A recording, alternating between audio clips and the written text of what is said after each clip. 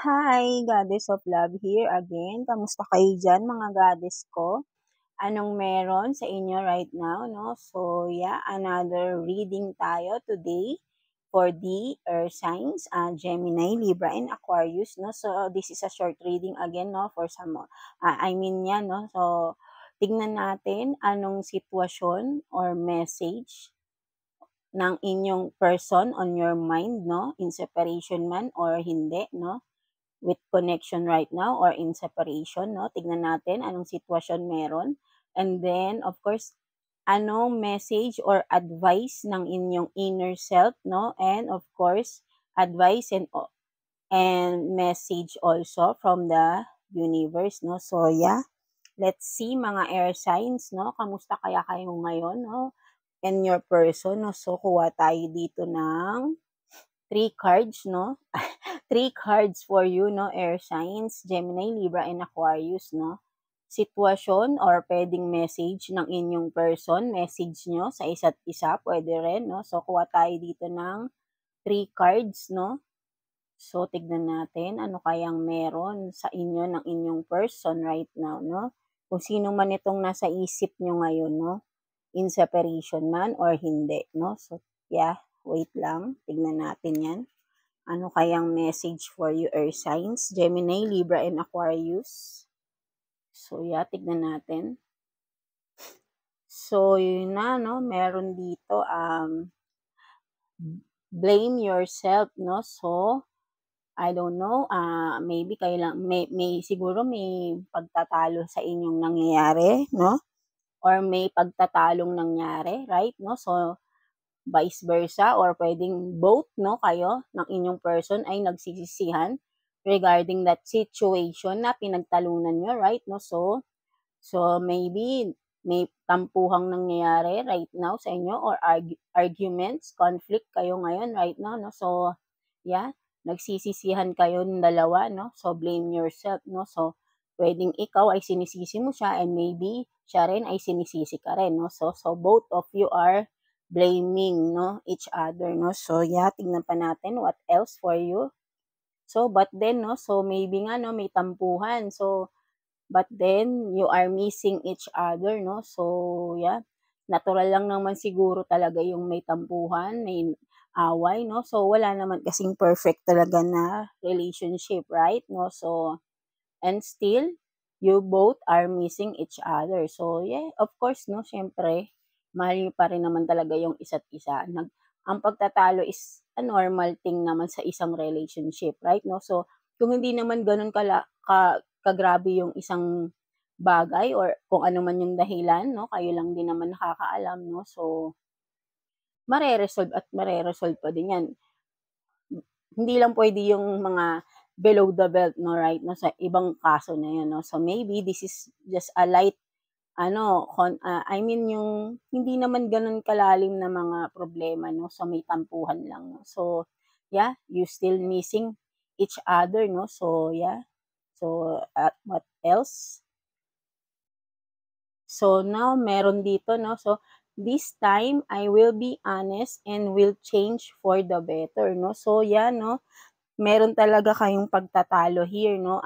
Air signs, no? Gemini, Libra, and Aquarius, no? So, both of you, siguro, pwedeng yung person mo or ikaw, no? So, merong magiging honest na sa isa't isa, no? Siguro, naiisip nyo na to, both, no? So, kailangan talaga is honesty talaga sa isang relationship, right? No? So, maybe kung ikaw ito or yung person, no, is this is good, no? Syempre, no? Kasi, you will be honest na and will change for the better na, right? No? So, tama yun, no? Siguro, may mga pinagdaanan kayong problema sa past, no? And then, right now, nare-realize nyo na yung mga pagkakamali nyo sa isa't isa, mga mistakes na nagawa nyo, right? No? So, you are deciding, you are deciding both of you na magbago na, no? Be honest to each other, no? So, and you will be changed,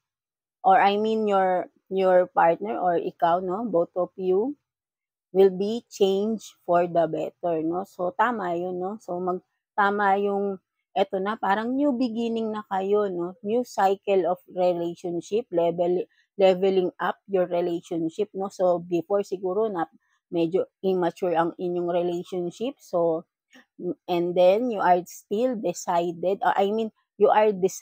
you both decide to be together again, right? No? So, after all the chaos, all the hindi magandang nangyari sa inyo, sa relationship niyo, right? No? So, now,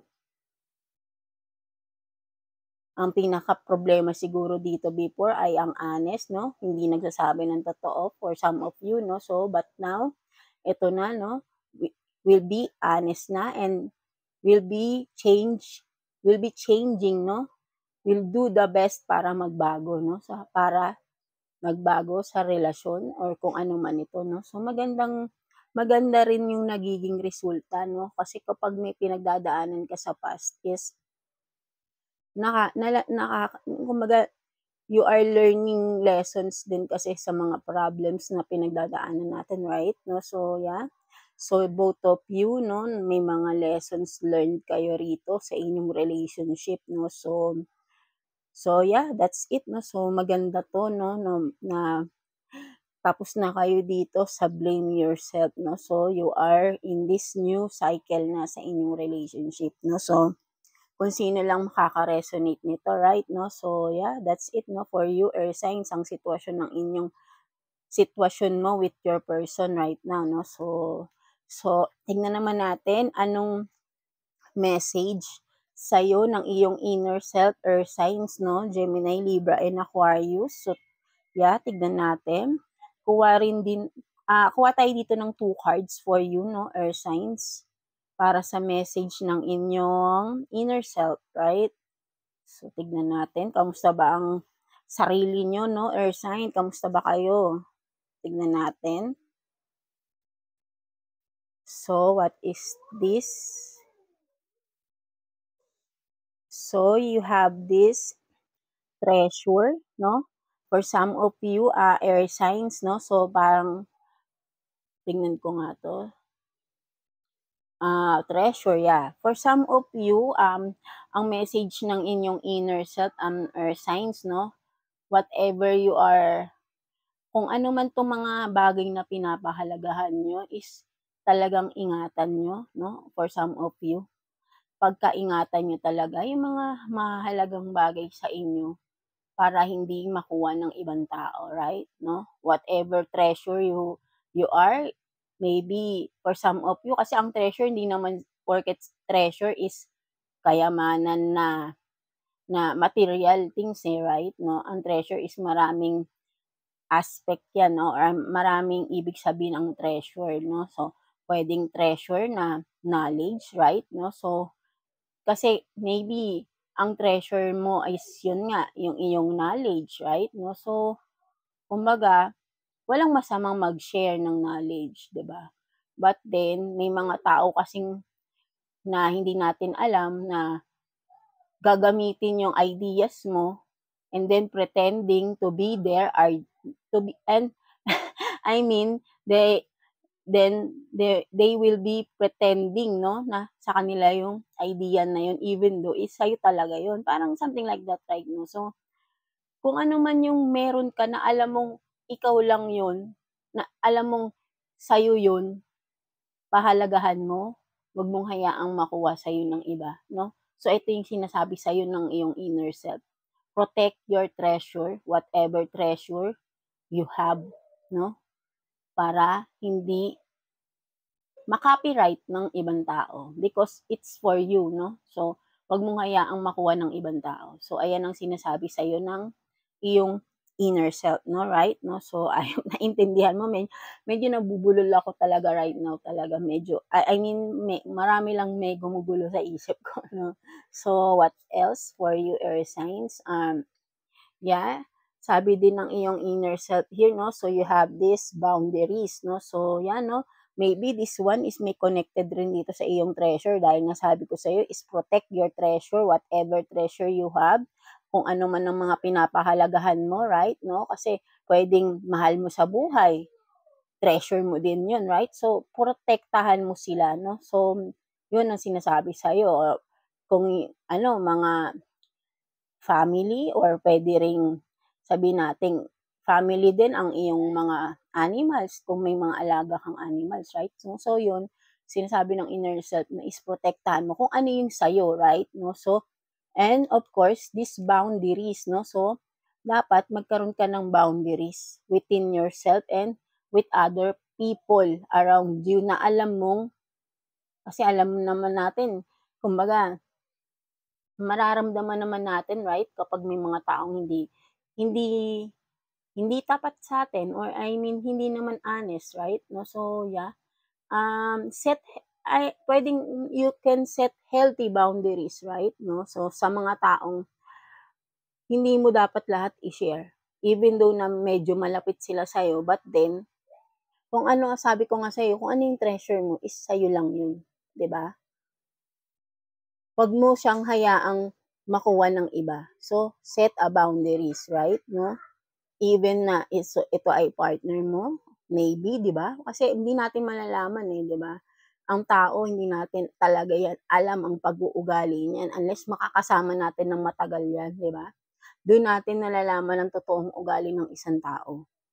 Di ba? For some of you, no? Sa mga taong nakikilala natin, even though na partner pa natin yan, right? No, sa umpisa mabait yan.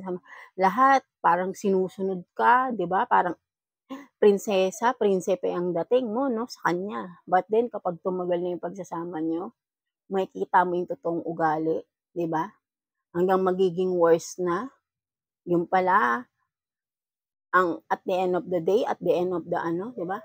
May kailangan lang pala talaga siya sa malalaman mo na binebetray ka na pala ng taong pinahalagahan mo, right? No? So, ang pinaka-importante talaga is kung ano yung talagang alam mong para sa'yo lang is protektahan mo so that no one can get what you have, what really is for you, right? No? So, yun. Make a boundaries, no? So, for you earth signs, no? Gemini, Libra, and Aquarius. So, ayan ang message ng inyong inner self, no? Siyempre, alam niya kung ano yung mga ginagawa natin sa araw-araw, no? Yung inner self natin na minsan ay kahit na alam na nating may mali, 'di ba? Inaano na tayo ng ating inner self na wag na nating ituloy ito, ganyan, pero still nagtatalo. Kumaga in denial tayo, right? Sa mga bagay-bagay, no? Something like that, no? So, yeah. So, tignan naman natin anong message or advice again sa'yo ni universe, no? Ni God. Tingnan natin, Earth signs, Gemini, Libra, and Aquarius, no? So, kuha rin tayo dito ng 2 cards for you, Earth signs. No? Ano kayang message for you, no? 1 lang. So, yan. Message from the universe, no? Para sa ating mga Earth signs, Gemini, Libra, and Aquarius. So, yeah, tignan natin what is this. So, yan, no?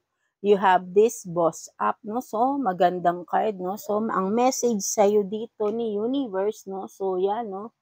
May kinalaman din talaga to doon sa mga kanina sa sinasabi ng iyong inner self, no? So, boss up, no? So, you have this characteristic, no? Earth signs, no? So, alam niyo naman to sa sarili niyo na you are a leader, no? For some of you, you are a leader na boss up, no? So, pwede ring may leveling up na mangyayari dito sa inyong status, right, no? Kasi boss up, kumbaga magiging boss kayo, 'di ba? Something like that, no? So, kasi you have potential, no? So, ito yung sinasabi sa ni universe na air signs, wag mong ida-down yung sarili mo because you have this potential, no? You are a leader, you are a boss, 'di ba? Whatever gender you are, no? Magaling ka, be confident sa iyong sarili. So, ito yung message sa'yo ni universe. Huwag mong maliitin yung sarili mo. Kung ang ibang tao minamaliit ka, ginagawan ka ng kung ano-ano, hindi believe sa'yo. Dapat ikaw believe ka sa sarili mo. Dahil alam mo yung kakayahan mo, earth sign, di ba? Alam mo kung anong meron sa'yo. Ayun nga yung sinasabi ko sa'yo, di ba? You have this treasure, no? Siguro you have this knowledge, you have these skills na wala sa iba.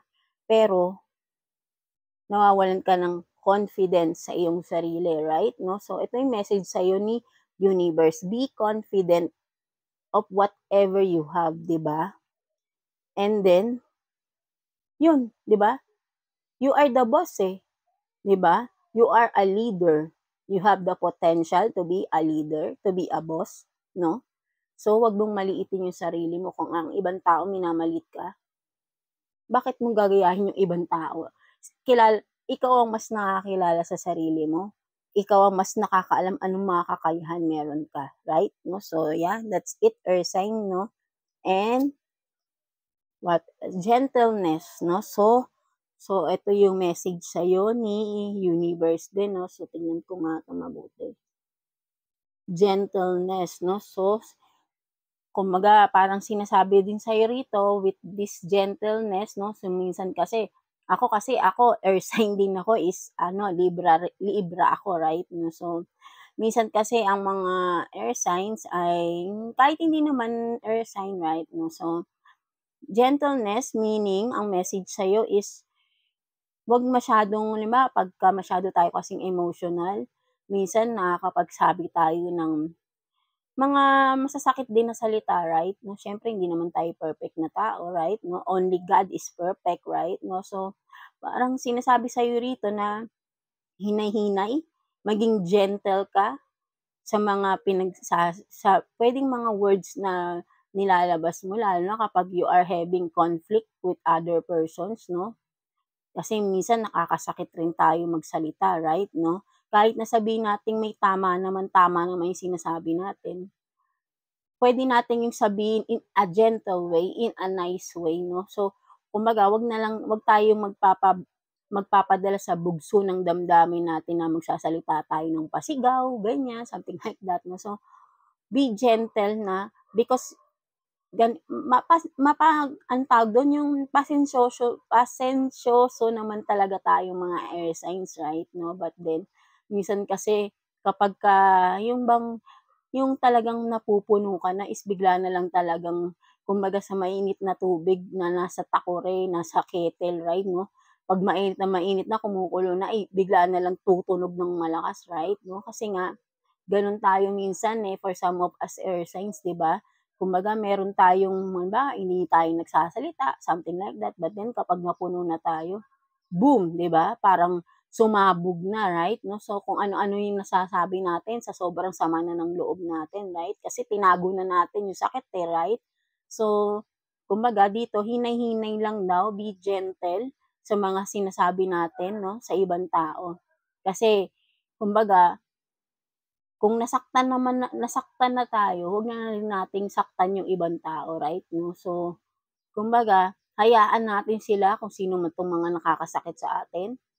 Hindi na natin para ibalik din sa kanila literal yung ginawa nila sa atin, no? So, hayaan natin si Lord, si God, ang makakita ng mga ganong bagay, right? No? So, basta tayo, wala tayong tinatapakan na tao, no? So, gentle lang, kumbaga, hinay-hinay lang, 'di ba? Wag pabugso-bugso ng damdamin. So, yeah, that's it for you, no, air signs. So, I hope naka-resonate kayo dito sa ating reading today, no? So, yeah, thank you for watching air signs and yeah, please like and subscribe sa ating channel and God bless you all, air signs. Don't forget to pray every day, no, right? No, so yeah, that's it. Thank you, earth signs.